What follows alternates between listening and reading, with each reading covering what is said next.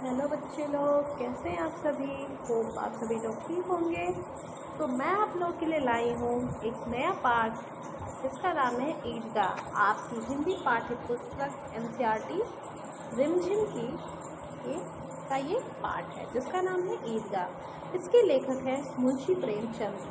ठीक है, तो हम जानते हैं रमज़ान के पूरे 30 रोज़ों के बाद ईद आई, यानी जो रमज़ान का महीना होता है इसके ये पूरा एक महीने लोग व्रत करते हैं। जिस व्रत को ये लोग मुस्लिम जो लोग होते हैं मुस्लिम धर्म के, इसे रोज़ा के नाम से कहते हैं। और 30 दिन बाद जिस दिन चाँद निकलता है उसके अगले दिन लोग ईद मनाते हैं। जैसे हम सभी दशहरे के मेले में जाते हैं, होली मनाते हैं, एक दूसरे के घर जाते हैं, नए नए पकवान अच्छे पकवान बनते हैं, नए नए कपड़े पहनते हैं, वैसे ही लोग ईद के दिन ये सब करते हैं। तो गांव में आज बहुत हलचल रहती है। ईदगाह जाने की तैयारियां हो रही होती हैं। किसी के कुर्ते में बटन नहीं रहता है तो पड़ोस के घर में से जाके सुई धागा ले आते हैं। तो किसी के जूते कड़े हो गए रहते हैं तो उसमें तेल डालने के लिए तेली के घर जाते हैं। जल्दी बैलों को खाना पानी दिया जाता है ताकि उधर से आने में यदि शाम हो जाए तो बैल जो है वो भूखे प्यासे ना रहें। ईदगाह से लौटते लौटते दोपहर हो जाएगी, है ना। इसलिए लड़के सबसे ज़्यादा खुश हैं। भले किसी ने एक रोज़ा रखा है या किसी ने एक भी नहीं, लेकिन सभी खुश हैं। क्यों? क्योंकि आज मेला जाने को मिलेगा। तो सभी बच्चे तैयार हैं। रोज़ ईद का नाम रटते रटते आज अंततः वह दिन आ ही गया। इस दिन लोग जल्दी जिनको अपने अपने घर से मेला जाने के लिए आप सभी को पैसे मिलते हैं ना, वैसे ही इन बच्चों को भी मेला करने के लिए पैसे मिलते हैं। तो कोई गिनता है कि अपने पैसे गिनना शुरू करते हैं। किसी के पास 8 पैसे रहते हैं, किसी के पास 12 पैसे रहते हैं, किसी के पास 15 पैसे रहते हैं। सोचते हैं जाएंगे, अनगिनत चीज़ें लाएंगे, खाएंगे, मिठाइयाँ, खिलौने, बिगुल, गेंद और जाने क्या क्या सब हम खरीदेंगे। सबसे ज़्यादा कोई खुश है तो हामिद अपनी बूढ़ी दादी अमीना की गोद में सोता है। हामिद के पाँव में जूते नहीं हैं, सिर पर एक पुरानी टोपी रहती है जिसका गोटा काला पड़ गया होता है। यानी ये लोग बहुत अमीर नहीं होते हैं, मतलब गरीब तरह के होते हैं, फिर भी ये लोग भी अपना त्यौहार मनाते हैं। गांव से मेला चलता है, बच्चों के साथ साथ हामिद भी जाता है। कभी सब के सब दौड़कर आगे निकल जाते हैं तो कभी फिर अब जब आगे निकल जाएंगे तो पीछे लोग का इंतज़ार करते हैं। जैसे हम लोग करते हैं ना, कभी जाते हैं अपने बड़ों के साथ तो अगर आगे चले गए तो थोड़ी देर रुक के इंतज़ार करते हैं। ये लोग भी आगे पेड़ के नीचे रह कर खड़े होकर सबका इंतज़ार करते हैं अपने साथ वालों का। ये लोग धीरे धीरे चल रहे हैं। हामिद के पैरों में तो जैसे पर लग गए हैं, यानी हामिद जैसे लगता है कि इसके पंख लग गए हैं। इतना तेज़ चलता है जैसे लगता है ये उड़ रहा है।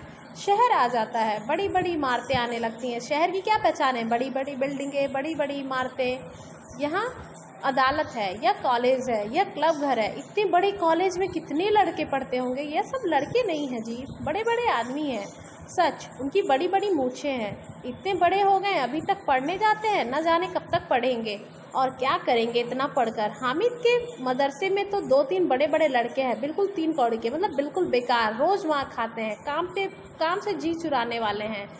हो सकता है इस जगह भी ऐसे लोग हो, बड़े हैं अभी तक पढ़ाई नहीं की। सहसा ईदगाह नज़र आ जाता है। अब ईदगाह नज़र आता है जहाँ ये लोग अपना नमाज अदा करते हैं। तो ये लोग अपना नमाज ख़त्म हो जाती है तो आपस में गले मिलते हैं और मिठाई और खिलौनों की दुकान पर अब धावा बोल देते हैं, यानी अब मिठाई और खिलौने की दुकान पे चल देते हैं। ग्रामीणों का यह दल इस विषय में बालकों से कम उत्साही नहीं है। यानी बड़े लोग भले हैं लेकिन बच्चों के मुकाबले ये लोग भी कम खुश नहीं है। देखो, हिंडोला है, 1 पैसा देकर चढ़ जाओ। सब कभी आसमान पर जाते हुए मालूम हो गए, कभी ज़मीन पर, मतलब चरखी वाले झूले हैं। ये चरखी लकड़ी के हाथी, घोड़े, ऊँट छड़ों से लटके हुए हैं। 1 पैसा देकर इस पर बैठ जाओ और 25 चक्रों का मजा लो। महमूद और मोहसिन और नूरे और सम्मी इन घोड़ों और ऊँटों पर बैठते हैं। हामिद दूर खड़ा रहता है। 3 ही तो पैसे हैं उसके पास। अगर अपने कोष की 1/3 एक चक्कर खाने के लिए खर्च कर दे तो फिर उससे क्या फ़ायदा होगा। सब चरखिया से उतरते हैं, खिलौने लेंगे। इधर दुकानों की कतार लगी हुई रहती है, तरह तरह के खिलौने, सिपाहियाँ, गुड़ियाँ, मतलब सभी खेलते हैं। तो सभी अपना अपना खिलौने लेते हैं। लेकिन जो हामिद रहता है ये नहीं लेता है, कुछ भी नहीं खरीदता है। सोचता है पैसे मैं खर्च कर दूंगा तो फिर खिलौने क्या है, ये तो एक बार गिर जाए तो टूट जाए, तो फिर लेने से क्या फ़ायदा। फिर आगे जाते हैं मिठाइयों के दुकान पे। मिठाइयाँ कोई रेवड़िया लेता है, कोई गुलाब जामुन, तो कोई सोहन हलवा, सभी मज़े से खाते हैं। मिठाइयाँ खाते खाते मतलब तब तक एक लोहे की दुकान आती है और कुछ तब तक देखते हैं लोहे वाली दुकान पे कुछ मतलब बेचता रहता है। तो सभी लड़के, उनके काम का तो चीज़ था नहीं, सभी लड़के आगे बैठ जाते हैं। हामिद वहीं खड़ा रहता है और उसे दिखाई देता है एक चिमटा। तो उसे याद आता है कि उसकी दादी जब रोटियां पकाती हैं तो क्या होता है, हाथ उनके जल जाते हैं, क्योंकि बूढ़े लोग और बच्चे लोग, इन लोगों का हाथ धीरे धीरे क्या होता है, बहुत नाजुक होता है, ये बहुत देर तक गर्म या ठंडी चीज़ें सहन नहीं कर सकता है। तो ये सोचता है कि मैं चिमटा लूँगा। तो दुकानदार से बोलता है कि ये चिमटे कितने के दिए। तो दुकानदार देखता है अरे इसके अगल बगल में तो कोई है ही नहीं, तो फिर ये कैसे लेना। कह रहे बेटा ये तुम्हारे काम की चीज़ नहीं है। तो कहता अरे तुम बेचने के लिए ना हो, तो बताओ कितने रुपए की है। तो वो बोलता है कि मैं इसे दूंगा 5 पैसे, मैं इसे दूंगा कितने पैसे में, हाँ सॉरी, बोलता है कि 6 पैसे के। तो हामिद के पास तो सिर्फ 3 पैसे हैं। तो फिर कहता है कि मुझे ठीक ठीक लगाओ। तो कहता है ठीक ठीक कितना हुआ। तो महमूद कहता है 3 पैसे लेंगे। इतना कहते हुए वो आगे बढ़ जाता है और सोचता है कि दुकानदार की डांट न पड़े, इसलिए धीरे धीरे आगे बढ़ता है। तब तक दुकानदार रोकता है और कहता है अच्छा ठीक है सो ले जाओ। ये लोग ले जाते, ये हामिद उसको ले लेता है। आगे जब जाता है मोहसिन हंसे कहता है अरे ये चिमटा क्यों लाए हो, इससे क्या करोगे। हामिद चिमटे की ज़मीन पर पटक कर कहता है कि ज़रा अपना भिस्ती यानी मिट्टी का खिलौना ये जो लिए उसको पटक के देखो, देखो ये टूट जाता है, ये चकनाचूर हो जाएगा। मेरा चिमटा तो नहीं टूटा, महमूद वाला तो चिमटा कोई खिलौना है। हामिद बोलता है खिलौना क्यों नहीं है, अभी कंधे पर रखूँगा बंदूक बन जाएगी, हाथ में लूँगा तो फ़कीरों का चिमटा हो गया, चाहूँ तो इससे मंजीरों का काम कर सकता। मतलब चिमटे को आप बजाएंगे तो क्या होगा, आवाज़ निकलती है। एक चिमटा जमा दो तो तुम लोगों के सारे खिलौनों की जान निकल जाएगी, और तुम्हारे खिलौने कितने ही जोर लगाएं मेरे चिमटे पर का बाल विवाह का नहीं कर सकते। मेरा बहादुर शेर है चिमटा। सम्मी ने खंजरी ली थी, प्रभावित होकर बोला मेरी खंजरी से बदलोगे, 2 आने की है। हामिद ने खंजरी की ओर उपेक्षा से देखा। मेरा चिमटा चाहे तो तुम्हारी खंजरी का पेट फाड़ डाले, बस एक चमड़े की झिल्ली लगा दी, डब डब बोलने लगी। खंजरी मतलब एक तरह से डमरू आप कह सकते हो, म्यूजिकल इंस्ट्रूमेंट है। जरा सा पानी लग जाए तो खत्म हो जाए। मेरा बहादुर चिमटा आग में, पानी में, आंधी में, तूफान में बराबर खड़ा रहेगा। चिमटे की सभी तारीफ सुनकर सभी बहुत खुश होते हैं, मतलब बहुत मोहित हो जाते हैं। कहते हैं अरे हम सभी अपने खिलौने से बदलने लगते हैं। कहते हैं एक बार मेरा खिलौना अपने हाथ में ले लो और मुझे थोड़ा चिमटा दे दो। तो ये भी खुश रहता है, सोचता है चलो इसी बहाने मैं थोड़े चिमटे ले लूँगा, ये लोग मिठाइयाँ खाएँ, इन्हें फोड़े फुंसियाँ होंगे, कम से कम खिलौने तो मैं थोड़ी देर ले सकूँगा। तो सभी अपने अपने बदले एक दूसरे का अपना अपना खिलौना देते हैं हामिद को और सभी चिमटा बारी बारी पकड़ते हैं। फिर उसके बाद से मोहसिन कहता है कि अच्छा पानी तो नहीं ना भर सकता। हामिद ने चिमटे को सीधा खड़ा करके कहा भिस्ती को एक डांट बताएगा तो दौड़ा हुआ पानी लाकर सर पर छिड़कने लगेगा। मोहसिन परास्त हो गया। महमूद ने कुमुक पहुंचाई, अगर बच्चू पकड़े जाएं तो अदालत में बंधे बंधे फिरेंगे, तब वकील साहब ही पैरों पड़ेंगे। यानी मोहसिन वकील लिया रहता है। हामिद एक प्रबल तर्क का जवाब न दे सका। उसने पूछा हमें पकड़ने कौन आएगा। नूरे ने कर कहा यह सिपाही बंदूक वाला।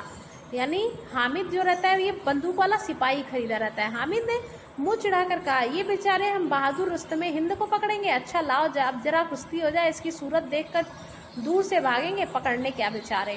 मोहसिन को एक नई चोट सूझ गई, मतलब इसको एक नया आइडिया आ गया। उसने चिमटे का मुंह रोज आग में जलेगा। उसने समझा था कि हामिद लाजवाब हो जाए, यानी बिना जवाब का हो जाएगा, लेकिन यह बात ना हुई। हामिद ने तुरंत जवाब दिया आग में बहादुर ही कूदते हैं जनाब, आग में कूदना वह काम है जो रुस्तमे हिंद ही कर सकता है। महमूद ने एक जोर लगाया वकील साहब कुर्सी मेज पर बैठेंगे, तुम्हारा चिमटा तो बावर्ची खाने में जमीन पर पड़ा रहेगा। इस तर्क ने सम्मी और नूरे को भी सजीव कर दिया। कितने ठिकाने की बात कही है पट्टे ने। चिमटा बावर्ची खाने में पड़े रहने के सिवा और क्या कर सकता है। हामिद को कोई फड़कता हुआ जवाब न सूझा तो उसने धांधली शुरू की। मेरा चिमटा बावर्ची खाने में नहीं रहेगा। वकील साहब कुर्सी पर बैठेंगे तो जाकर उन्हें जमीन पर पटक देगा और उनका कानून उनके पेट में डाल देगा। कानून को पेट में डालने वाली बात छा गई, ऐसी छा गई कि तीनों सुरमा मुंह ताकते रह गए। हामिद ने मैदान मार लिया। उसका चिमटा रुस्तमे हिंद है। अब इसमें मोहसिन, महमूद, नूरे, सम्मी किसी को भी आपत्ति नहीं हो सकती। अब सभी लोग अपना अपना खिलौना लेकर अब गांव की तरफ जाते हैं। जैसे ही घर की तरफ पहुंचते हैं तो क्या होता है, जैसे बाकी लोग जो नहीं गए होते इंतज़ार करते हैं। तो अब जैसे ही 11 बजे ये लोग गांव पहुँचते रहे, हल्ला मच गया, रे भाई शहर से लोग आ गए मेला करके, देखते हैं क्या क्या सामान लाए हैं। तब तक क्या होता है कि मोहसिन की छोटी बहन जैसे ही जाकर भिश्ती उसके हाथ से छीनती है और देख के खुश हो जाती है, खुशी के मारे चलती है, तब तक मियाँ भिश्ती उसके हाथ से छूट जाते हैं और परलोक सिधार जाते हैं, यानी टूट जाते हैं। अब दोनों भाई बहन में मारपीट शुरू हो जाती है, और जैसे आप लोग शुरू कर देते हैं ना, कोई किसी का सामान टूट जाए तो, और क्या हो जाता है, इतना सुनकर उनकी मम्मी बिगड़ जाती हैं और ऊपर से दो दो चांटे लगाती हैं। मियाँ नूरे के वकील अंत इससे भी ख़राब तरीके से मरते हैं। वो क्या करता है, पटरे पर 2 कील गाड़ता है, उस पर पटरा रखता है, उस पर कागज़ बिछाता है और फिर वकील साहब को रखता है।